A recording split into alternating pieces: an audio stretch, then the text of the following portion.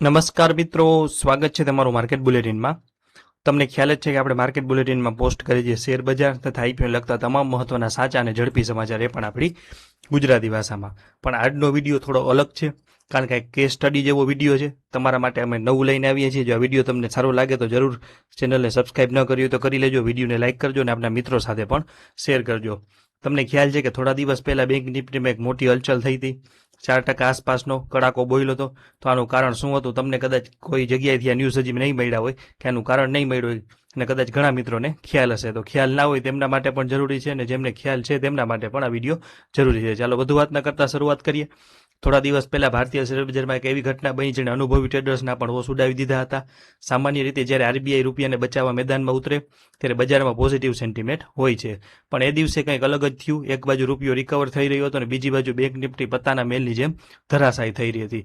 માત્ર એક જ દિવસમાં લગભગ 3 થી 4% જેટલો કડાકો બોલી ગયો હતો। શું આ માત્ર વેચવાલી હતી કે પછી સિસ્ટમમાં કોઈ મોટો ફેરફાર થઈ રહ્યો હતો? ચાલો સમજીએ આખી ઘટના પાછળનો અસલી ગણિત। આ આખી ઉથલપાથલની શરૂઆત ભારતથી નહીં પણ 7 સમંદર પારથી થઈ હતી।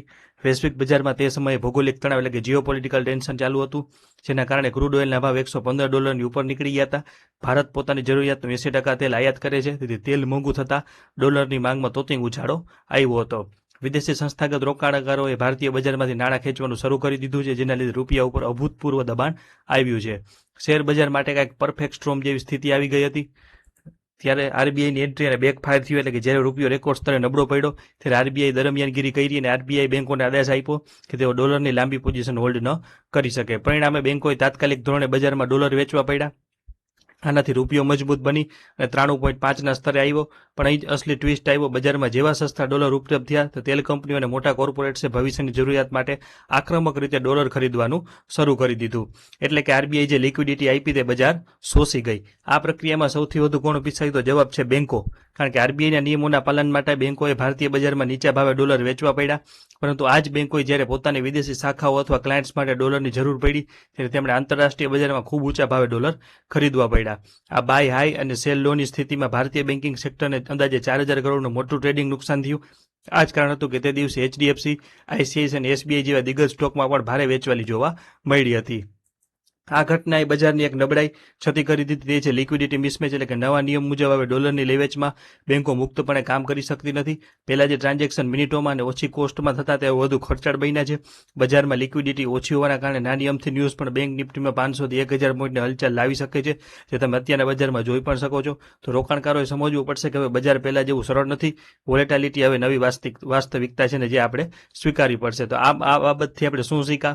તો આ કેસ સ્ટડી આપણને શીખવે છે કે શેર બજાર માત્ર ચાર્ટ કે કેન્ડલ્સ ઉપર જ નથી ચાલતું, પણ તેની પાછળ કરન્સી માર્કેટ, સેન્ટ્રલ બેંકની પોલિસી અને ગ્લોબલ ઇકોનોમીના જટિલ તાણાવાળા હોય છે, જે પણ એના માટે જવાબદાર હોય છે। તો ટ્રેડર્સે આના પરથી એ ધ્યાન રાખવું જોઈએ કે માત્ર બેંક નિફ્ટીનો ચાર્ટ ન જુઓ, ડોલર ઇન્ડેક્સ, આરબીઆઈને લિક્વિડિટીના આંકડા પણ ચેક કરવા જરૂરી છે। રોકાણકારો માટે અસ્થિરતામાં ગભરાઈને વેચવાલી કરવાના બદલે પાયાના કારણો સમજીને સારા ક્વોલિટી સ્ટોકમાં તક શોધવી જરૂરી છે। તો બજાર હંમેશા તક આપે છે, પણ એને જ જેની પાસે સાચું જ્ઞાન અને ધીરજ હોય છે। તો મિત્રો, આ હતી બેંક નિફ્ટીની ઐતિહાસિક ઘટાડા પાછળની 3 મિનિટમાં અંદરની વાત। તો ઘણીવાર આપણે માત્ર ચાર્ટ જોઈએ છીએ, પણ તેની પાછળના આવા જટિલ આર્થિક કારણો છુપાયેલા હોય છે।